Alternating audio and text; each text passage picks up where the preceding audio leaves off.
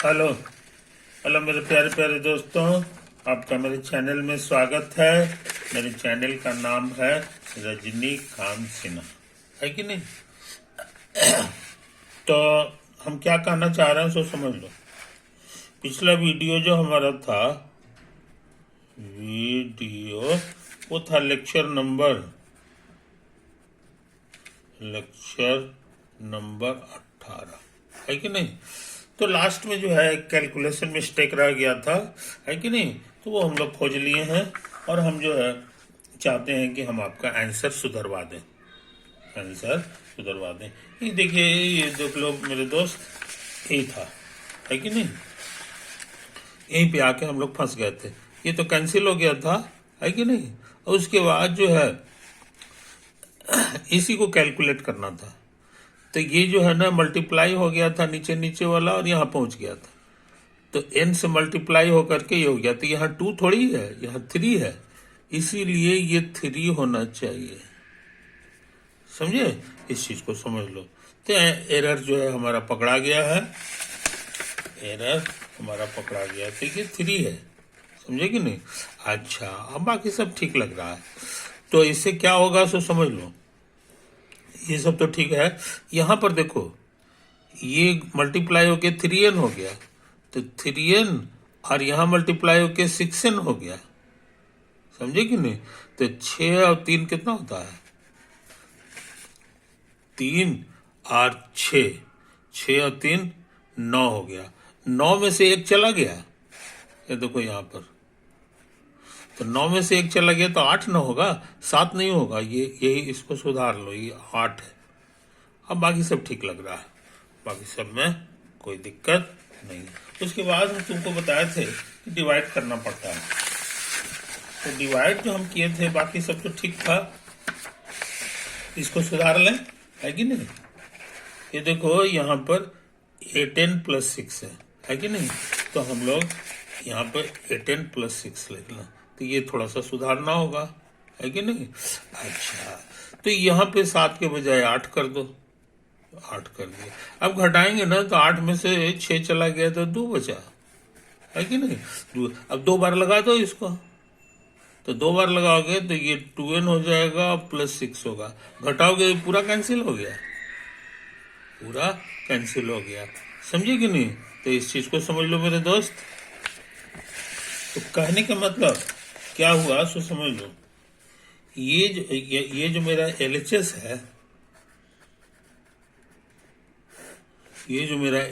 है, इसको हटा दो, इस सब की कोई जरूरत नहीं है। ये जो चीज है ये मेरा हो जाएगा n+1 इंटू इतना, n+1 इंटू n² और +2n और +2, है ना? रिमाइंडर कुछ नहीं बचा था, देख लो। और उसी तरह से ये जो चीज था, ये जो चीज हमारा है, 7 नहीं है, ये 8 है। ये जो चीज है, यही चीज यहाँ है। तो इसको लिख सकते हैं इतना इंटू इतना, लिख दो। n+3 into n² +2n +2। समझे? ये तो है कहानी। अब मजेदार बात, ये दोनों सेम चीज है, तो कैंसिल होगा। कैंसिल होकर के जो चीज हम चाहते थे हमारा आ गया। देखो, ये लाना था। This is your RHS। इस तरह ये प्रूव्ड हो गया।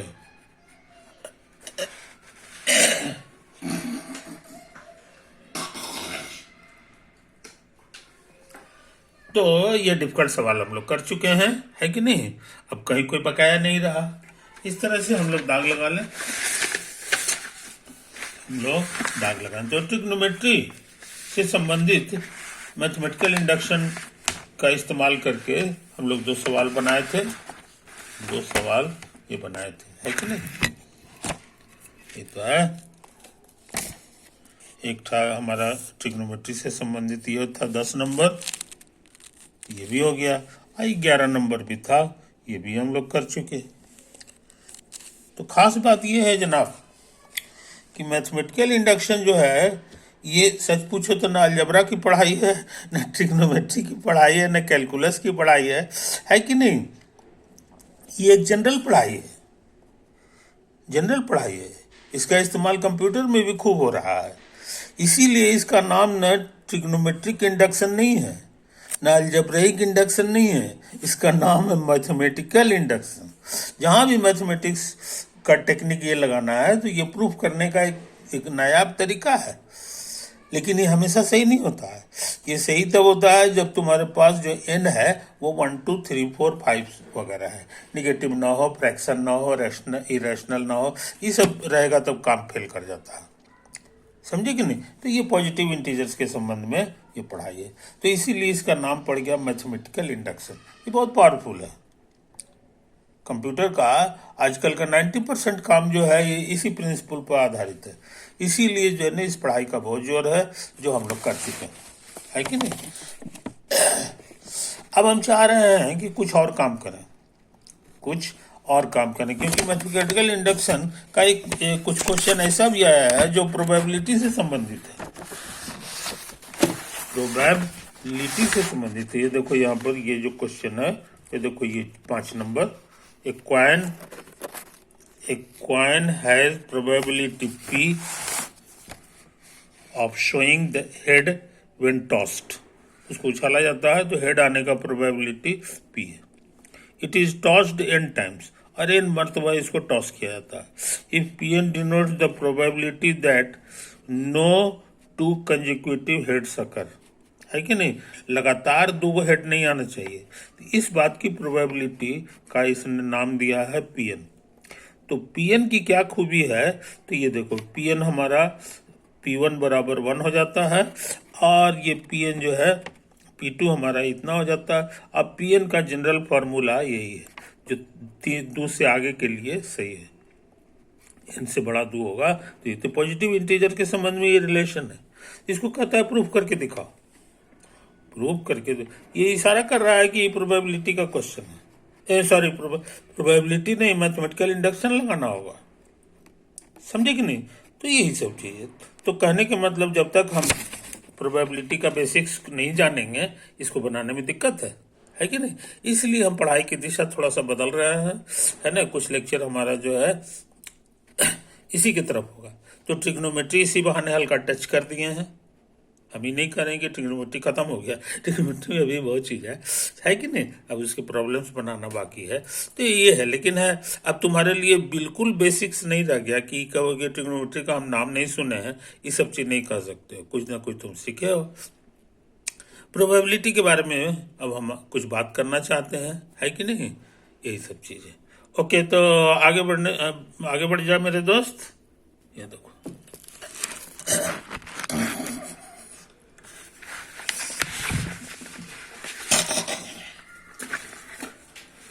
ओके, तो देखो अब हम जो है टॉपिक थोड़ा सा चेंज कर रहे हैं, टॉपिक थोड़ा सा चेंज कर रहे हैं, है कि नहीं? ये देखो ये ब्लॉक ज्यादा नहीं, 2 ही घर ले रहे हैं, है ना। मान लो कि इसमें भरने के लिए अलाउड है ABC, है कि नहीं? ये 3 चीज आप भर सकते हो। इसमें भरने के लिए अलाउड है अल्फा बीटा, बस। समझे कि नहीं? कहता है दोनों घर भर के दिखाओ, तो दोनों घर के भरेंगे तो इसमें ए भर दो और इसमें अल्फा भर दो। यही तो है मोटा मोटी भरने का ट्रिक। एक तरीका हुआ। और कितने तरीका होंगे? तो कहोगे कि ऐसा कीजिए, ए रहने दीजिए और अल्फा की जगह बीटा भर दीजिए, है कि नहीं? ये तो अब ये और हो सकता है, यहां जो है बी भर दीजिए, बी भर दें पहला घर में, इसमें अल्फा भर दें। अब ये और हो सकता है बी, अच्छा, और यहां पर जो है बीटा भर दें, है कि नहीं? ये भी हो गया। अच्छा, अब सोचते हैं कि यहाँ पे सी भर दें, सी अल्फा। तो इतना तरह से हम इसको भर सकते हैं, ये हम लोग पता लगा लिए। अब कोई तरीका नहीं बचा। तो टोटल वेज,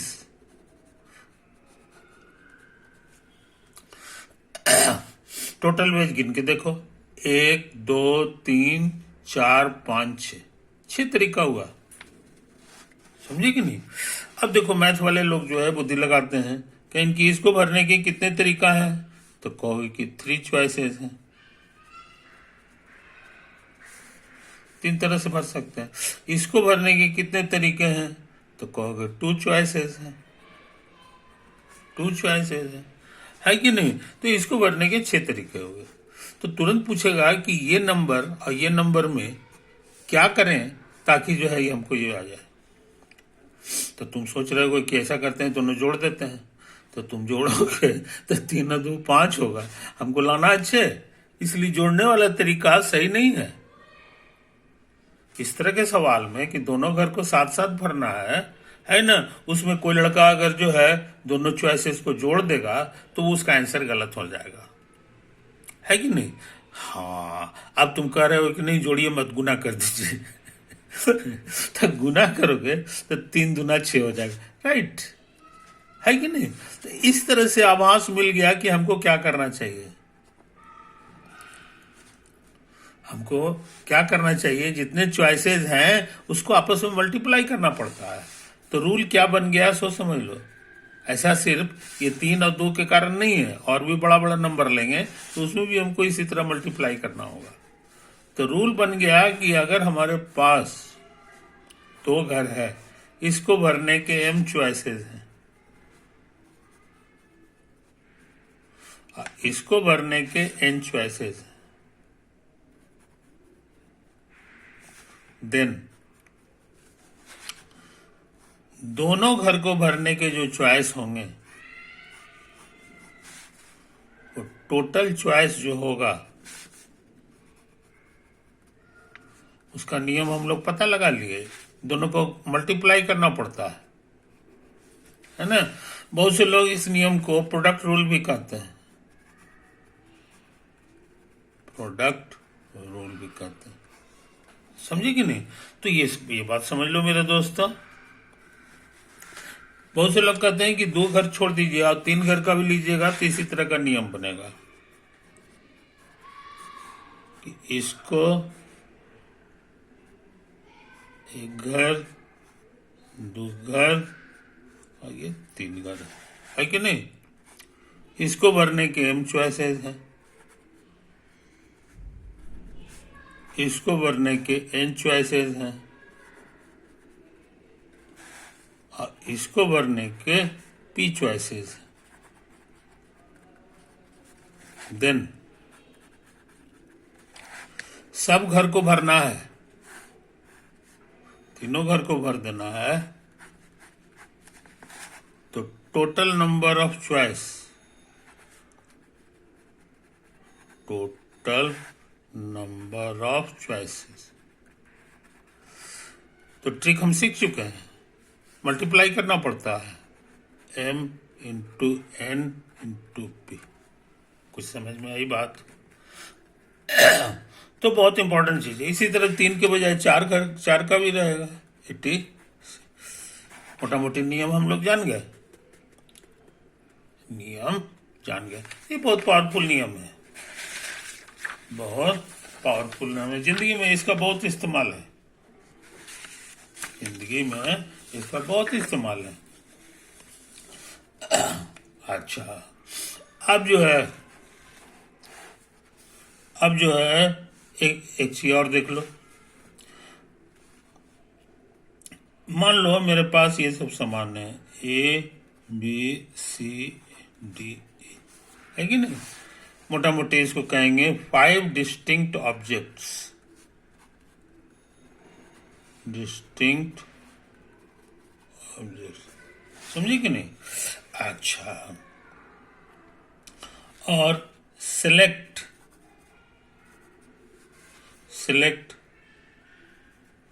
3 ऑब्जेक्ट्स, 3 ऑब्जेक्ट को चुनना है। 3 ऑब्जेक्ट को चुनना है इन द ऑर्डर,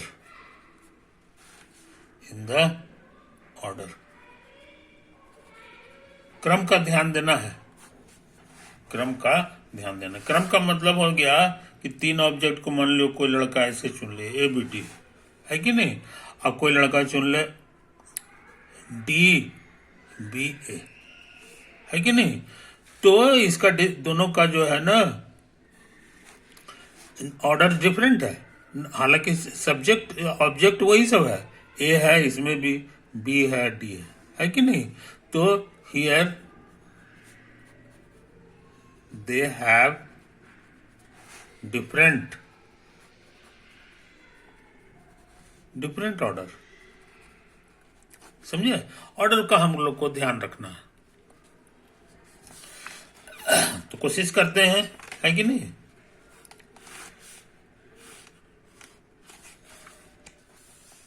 यही 3 घर है, 3 घर है।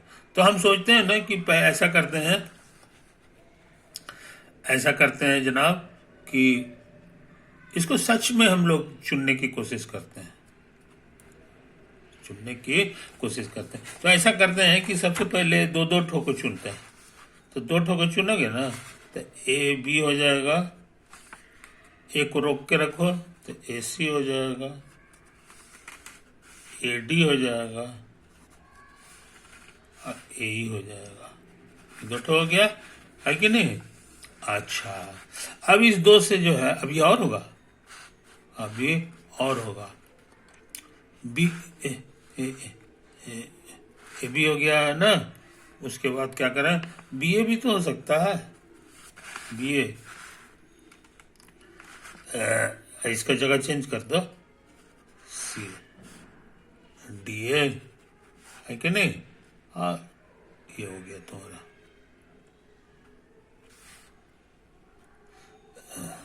नहीं, अभी ऐसे मत करो, तरीका से करो, तो नहीं तो कुछ चीज छूट जाएगा। जल्दी जल्दी करोगे। ए रोक दिया और उसके बाद तरह तरह का इसमें रखो, बी सी डी ई, तीनों को रख दिया। अच्छा, अब सोच रहे हैं यहाँ पे बी रख दें, पहला घर। तो बी रखेंगे तो दूसरा घर में जो है बी छोड़ के सभी भरना होगा। तो ए सी डी ई, ए सी डी, समझा। ये तो आएगा, यही आएगा। अच्छा, अब ये हो गया है ना। अब उसके बाद सोच रहे हैं नहीं, ए भी खत्म हो गया, पहला घर बी हो गया, तो सी भी तो हो सकता है। तो सी होगा, ए होगा, है कि नहीं, C B C D C E, C D C. अच्छा, और क्या हो सकता है जी, और हो सकता है सी के बाद जो है ना, सी पहला घर में है, अब डी पहला घर में रख दो, तो D A D B D C, D A D B और डी सी। अच्छा, और डी ई भी हो सकता है, डी हो गया। अब ई वाला कर लो, है कि नहीं। तो ये पहला घर में ई डाल दिए और दूसरा घर में ए, चाहे बी चाहे सी चाहे डी। तो ए बी सी और ये हो गया ना। और उसके बाद जो है डी हो गया, बस। अब कुछ नहीं हो पाएगा। पहला घर इतने तरह से हो सकता था और सबके लिए जितने पॉसिबिलिटी है हम सब लिख दिए, सबके लिए लिख दिए। तो यदि कितना तरीका हुआ है ये गिन के हम लोग जान जाए, अब कुछ नहीं बचा। तो हमको लगता है 1 2 3 4 5, है कि नहीं। नहीं, 2 2 4 हो गया, 4 फिर 4 है, फिर 4 है, फिर 4 है, फिर 4 है। तो कितनी बार हो गया जी, 1 2 3 4 5, हमको लग रहा है 20 बार हो गया। ये 20 आया, गिन के देख लो, 1 2 3 4 5 6 7 8 9 10 11 12 13, 14, 15, 16, 17, 18, 19, 20 तरह से हुआ। तो ये हम लोग लिस्ट बनाए, ये हम टोटल लिस्ट बना लिए, समझे कि नहीं। और यहाँ पर हम ये क्वेश्चन जो है थोड़ा सा चेंज कर दें।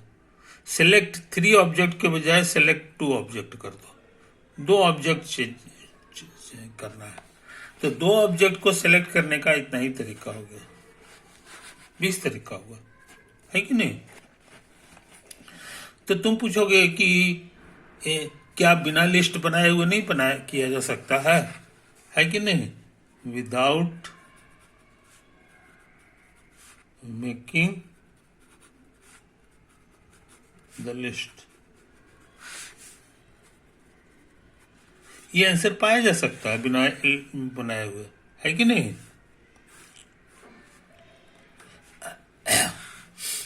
देखो बायां घर भरने के कितने चॉइसेस हैं सो देख लो, है कि नहीं। A B C D E कुछ भी भर सकते हैं, इसलिए बायां घर को भरने के 5 चॉइसेस हो गए। अब बायां घर हम जिस चीज से भरे हैं, दायां घर को उससे नहीं भरना है। जैसे ए से भर दिए इसमें, है कि नहीं, तब दायां घर में ए कहीं नहीं है, देख लो। तो ये छूट गया ना। अब बाकी कुछ भी हो सकता है। तो कुल मिला के मेरे पास 5 ऑब्जेक्ट है, एक वो खर्च हो गया तो 4 को बचा ना, इसीलिए दूसरा घर को भरने के 4 चॉइसेस हो गए, और चॉइसेस हो गए। तर्क समझ गया ना। पहला घर को किस तरह से भर सकते हैं, तो ये 5 ऑब्जेक्ट था, इसमें से किसी को भी भर सकते हैं, तो 5 तरह से हो गया। और उसके बाद दूसरा घर को 5 तरह से नहीं भर सकते हैं।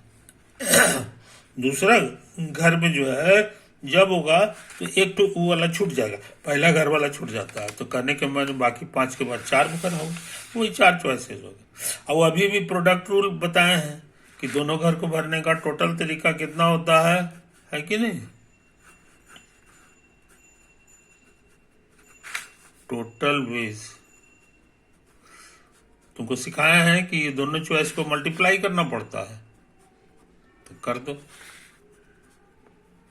आ गया ना, ये चिन्ह आया है यहाँ रिजल्ट है। तो लिस्ट बनाने में हाथ दर्द कर जाता है ये चीजें। लेकिन जो टेक्निक सिखाए हैं, प्रोडक्ट रूल सिखाए हैं, उसका इस्तेमाल करके भी जो है बिना लिस्ट बनाए हुए भी आंसर खोजा जा सकता है, विदाउट मेकिंग लिस्ट, समझे कि नहीं। तो यही चीज है। तब पूछोगे कि एग्जामिनेशन में जो क्वेश्चन आता है वो कौन सा स्टाइल से बनाना है। कॉमन सेंस कहता है कि ये वाला ट्रिक लगाना है तुमको, लिस्ट बना के नहीं करना है, लिस्ट बना के काम नहीं करना है कि नहीं। हाँ, तो फिर लिस्ट वाला पढ़ाई जो है क्या का जरूरत पड़ेगा कि नहीं, पड़ता है। कभी कभी ऐसा सवाल दे देगा, है कि नहीं, कि इसमें ये वाला बुद्धि जो है उतना काम नहीं कर पाता है, करता है, बनाता है, लेकिन डाउटफुल रहता है कि हो सकता है गलत हो, है कि नहीं। तो गलत को चेक करना है तो उसका यही तरीका है, लिस्ट बनाना होगा। और लिस्ट बना के जो आंसर आता है वो पक्का आंसर है, पक्का आंसर है। और ये पक्का आंसर नहीं है, ये कच्चा आंसर है कि नहीं। और ये एकदम से सही है, इसके लिए लिस्ट बना के चेक करना होगा।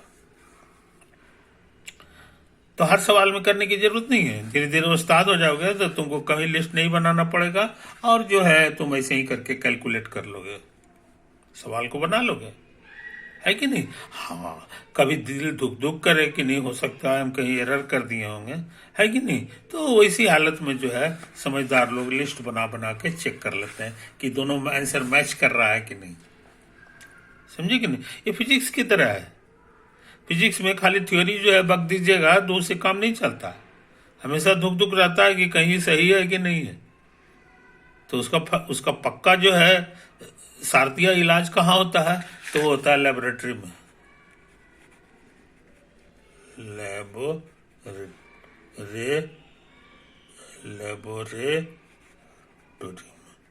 लेबोरेटरी में सचमुच में एक्सपेरिमेंट किया जाता है, बहुत सारा मशीन रहता है, उसमें कर के जो चेक करता है। अब अगर ये दोनों मैच कर गया थ्योरेटिशियन जो है खुश हो जाता है कि चलो भाई हम जो है सही दिशा में काम कर रहे हैं, है कि नहीं। लेकिन असली चीज जो है वो लेबोरेटरी ही होता है। तो ये मैथमेटिक्स का लेबोरेटरी है। ये जो लिस्ट बनाने वाला जो काम है ये एक्चुअली लेबोरेटरी ऑफ मैथमेटिक्स है।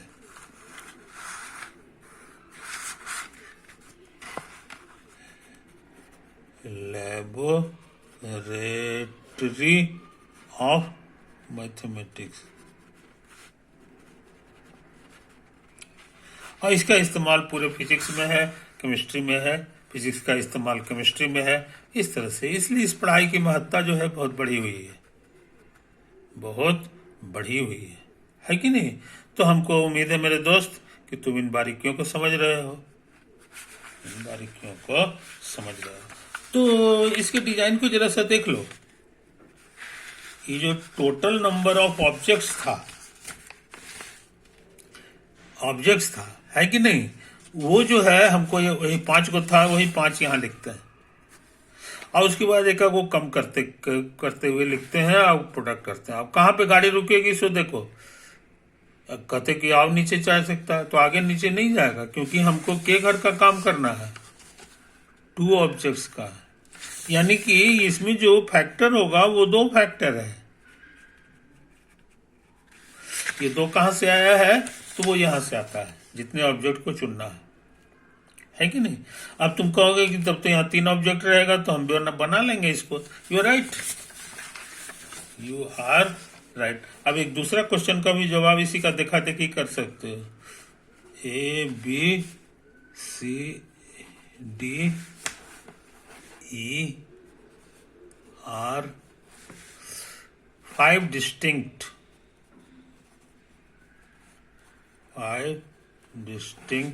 ऑब्जेक्ट्स। आई बात समझ में। हमको चाहिए नंबर ऑफ ऑर्डर्ड सिलेक्शंस,